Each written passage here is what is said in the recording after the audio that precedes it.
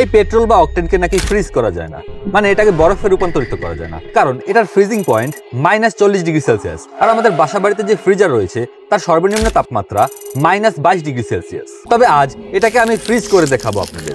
তাই এটাকে ফ্রিজ করার জন্য নিয়ে এসেছি লিকুইড নাইট্রোজেন। এবার এটাকে এই লিকুইড নাইট্রোজেনের মধ্যে দিব। কি মনে হয় অকটেন কি আদৌ ফ্রিজ হবে?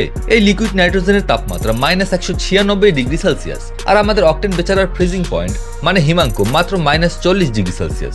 ফ্রিজ তো হওয়ার কথা, একটু অপেক্ষা করে দেখি কি হয়। আর হ্যাঁ, এই লিকুইড নাইট্রোজেন আপনার কোন বন্ধুর মাথায় ঢালতে চান কমেন্টে জানান। এদিকে আমাদের ক্যামেরাম্যানের অনেক গরম লাগছিল, তাই কেউ আবার উল্টাপাল্টা কিছু ভাইবেন না। তো বেশ কিছুক্ষণ অপেক্ষা করার পরে এবার অকটেনকে আলাদা করে দেখি ফ্রিজ হয়েছে কিনা। দেখা যাচ্ছে যে এটি জমে একদম ক্ষীর। পুরোটা জমেনি, কিন্তু লক্ষ্য করলে দেখবেন লিকুইডটা ঘন হয়ে গিয়েছে আর নিচে একদম দলা পাকিয়ে গিয়েছে। দেখেই খেতে ইচ্ছে করছে, তাই না? এটা আপনি খেতেও পারবেন, কিন্তু জীবনে একবার, কারণ দুইবার খাওয়ার জন্য আপনি জীবিত থাকবেন না।